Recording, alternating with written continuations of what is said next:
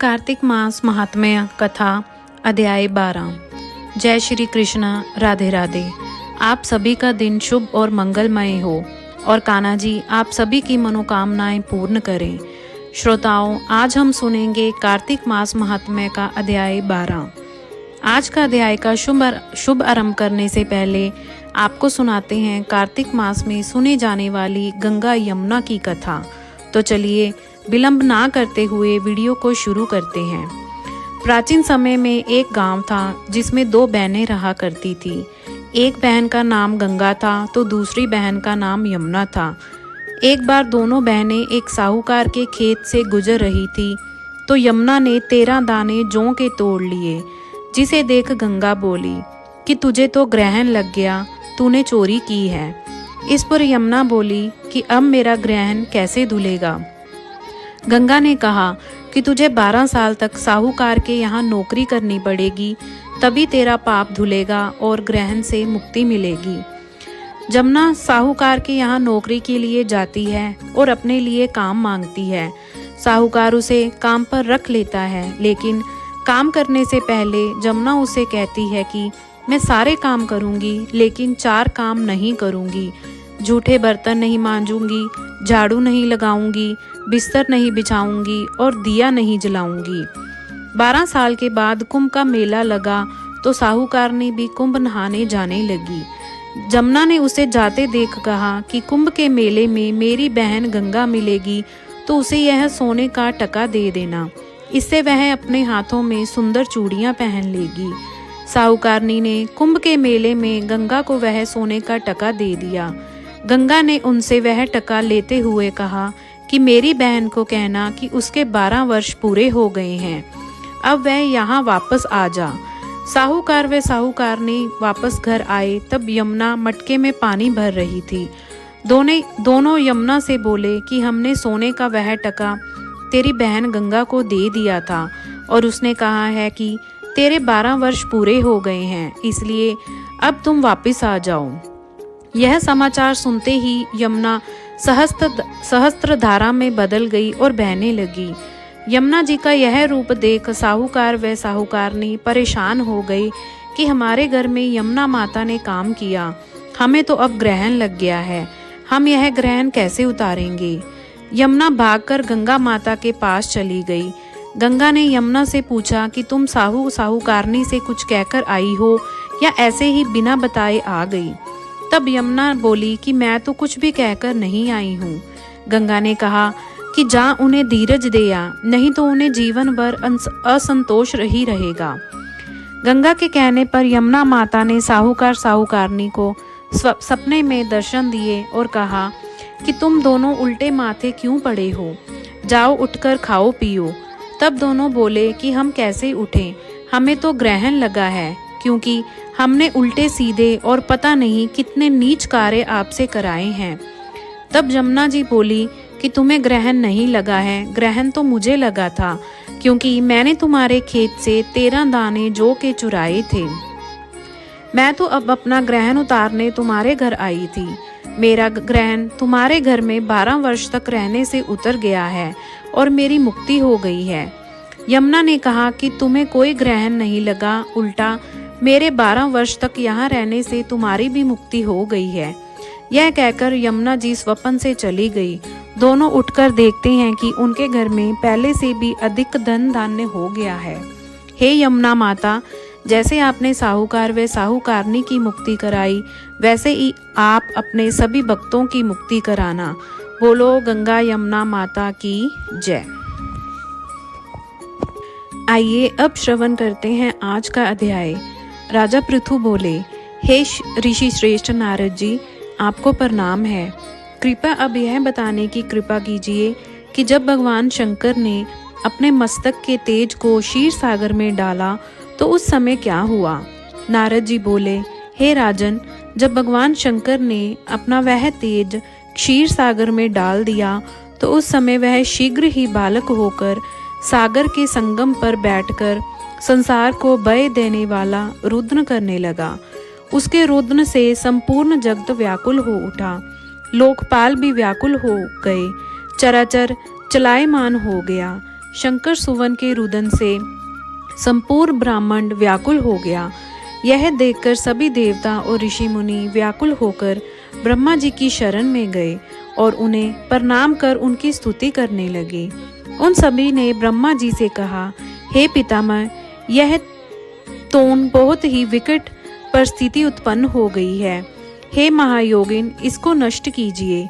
देवताओं के मुख से इस प्रकार सुनकर ब्रह्मा जी सत्यलोक से उतरकर उस बालक को देखने के लिए सागर तट पर आए। सागर ने ब्रह्मा जी को आता देखकर उन्हें प्रणाम किया और बालक को उठाकर उनकी गोद में दे दिया। आश्चर्यचकित होते हुए ब्रह्मा जी ने पूछा, हे सागर, यह बालक किसका है? शीघ्रता पूर्वक कहो।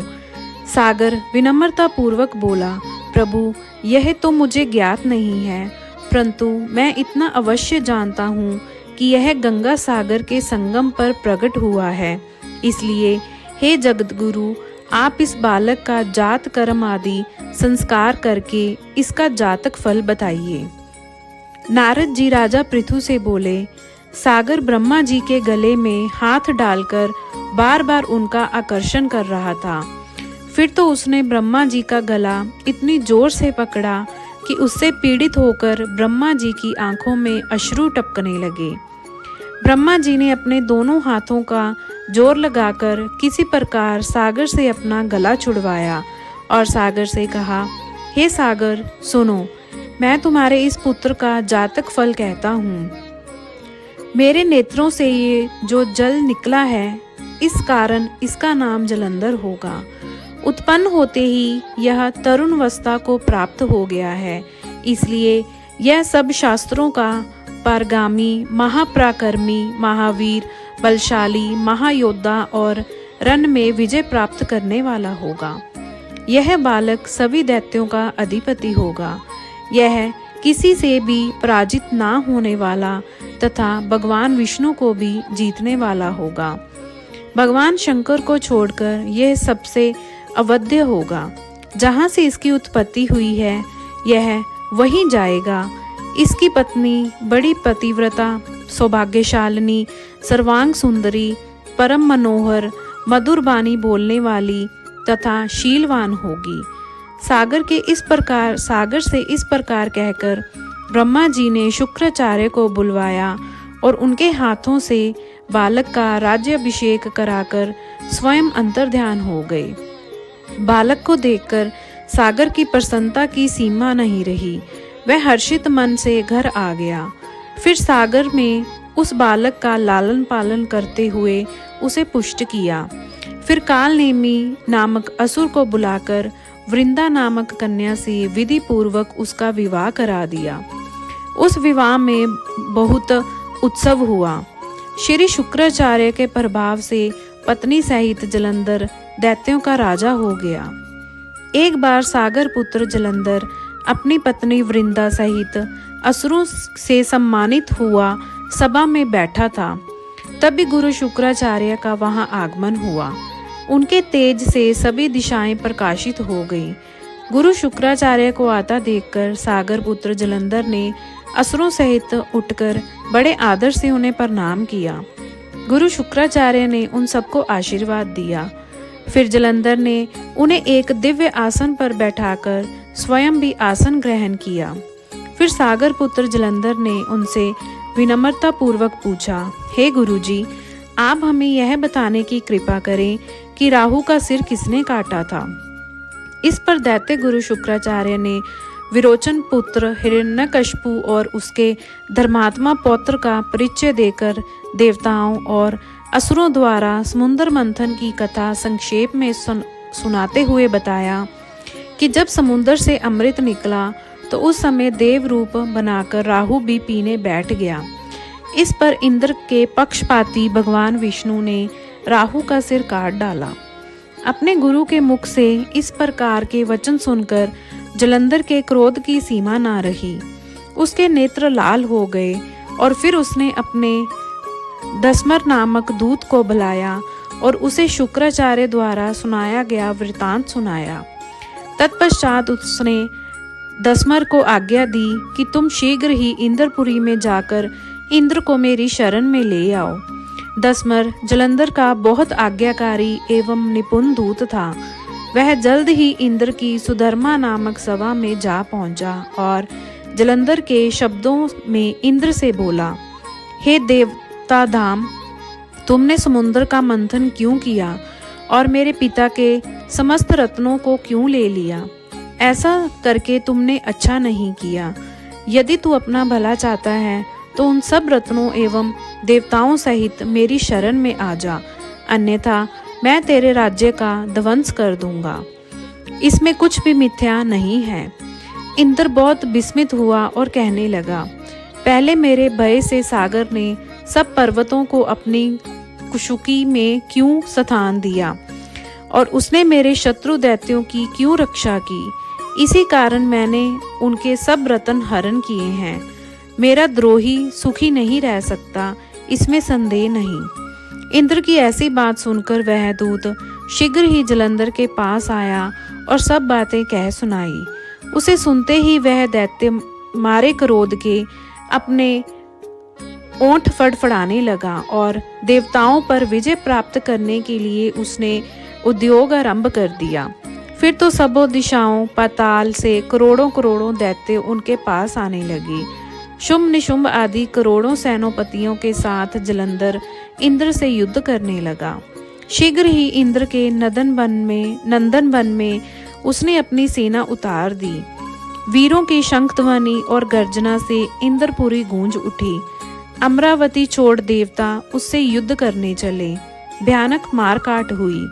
असुरों के गुरु शुक्राचार्य अपनी मृत संजीवनी विद्या से और देवगुरु बृहस्पति द्रोणागिरी से औषधि लेकर जिलाते रहे। इस पर जलंधर ने क्रुद्ध होकर कहा कि मेरे हाथ से मरे हुए देवता जी कैसे जाते हैं? जिलाने वाली विद्या तो आपके पास है। इस पर शुक्राचार्य ने देवगुरु द्वारा द्रोणाचार्य से औषधि लाकर देवताओं को जिलाने की बात कह दी। यह सुनकर जलंधर और भी कुपित हो गया। फिर शुक्राचार्य जी ने कहा, यदि शक्ति हो तो द्रोणागिरी को उखाड़कर समुद्र में फेंक दो, तब मेरे कथन की सत्यता प्रमाणित हो जाएगी। इस पर जलंधर कुपित होकर जल्द ही द्रोणागिरी पर्वत के पास पहुंचा और अपनी भुजाओं से पकड़कर द्रोणागिरी पर्वत को उखाड़कर समुद्र में फेंक दिया। यह तो भगवान शंकर का तेज था, इसमें जलंधर की कोई विचित्रता नहीं थी। तत्पश्चात यह सागर पुत्र युद्ध भूमि में आकर बड़े तीव्र गति से देवताओं का संहार करने लगा। जब द्रोणाचार्य जी औषधि लेने गए तो द्रोणाचल पर्वत को उखड़ा हुआ शून्य पाया। वह भयभीत हो देवताओं के पास आए और कहा कि युद्ध बंद कर दो, जलंधर को अब नहीं जीत सकोगे। पहले इंद्र ने शिवजी का अपमान किया था। यह सुन देवता युद्ध में जय की आशा त्याग कर इधर उधर भाग गए। सिंधु सुत निर्भय हो अमरावती में घुस गया। इंद्र आदि सब देवताओं ने गुफाओं में शरण ली। नारद जी ने कहा, तब इंद्रादिक देवता वहां से भय कंपित होकर भागते भागते वैकुंठ में विष्णु जी के पास पहुंचे। देवताओं ने अपनी रक्षा के लिए उनकी स्तुति की। देवताओं की उस दीन वाणी को सुनकर करुणा सागर भगवान विष्णु ने उनसे कहा कि हे देवताओं, तुम भय का त्याग दो। मैं युद्ध में शीघ्र ही जलंधर को देखूंगा। ऐसे कहते ही भगवान गरुड़ पर जा बैठे। तब समुंदर तनया लक्ष्मी जी ने कहा, हे नाथ, यदि मैं सर्वदा आपकी प्रिया और भक्ता हूँ तो मेरा भाई आप द्वारा युद्ध में नहीं मारा जाना चाहिए।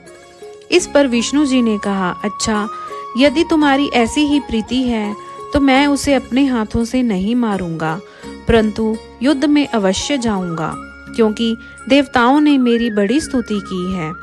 ऐसा कहकर भगवान विष्णु युद्ध के उस स्थान में जा पहुंचे जहां जलंधर विद्यमान था।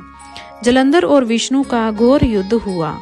विष्णु के तेज से कंपित देवता सिंहनाद करने लगे। फिर तो अरुण के अनुज गरुड़ के पंखों की प्रबल वायु से पीड़ित हो दैत्य इस प्रकार घूमने लगे जैसे आंधी से बादल आकाश में घूमते हैं। तब अपने वीर दैत्यों को पीड़ित होते देखकर जलंधर ने क्रुद्ध हो विष्णु जी को उद्धत वचन कहकर उन पर कठोर आक्रमण कर दिया। बोलिए विष्णु भगवान की जय। आज का अध्याय यहीं समाप्त हुआ। इसके आगे का वृतांत आप सुनेंगे अगले अध्याय में। आशा करती हूँ कि आपको आज का अध्याय सुनना अच्छा लगा होगा। अगर ऐसा है तो कृपया वीडियो को लाइक करें, शेयर करें और हमारे चैनल को सब्सक्राइब करें। जय श्री कृष्ण, राधे राधे।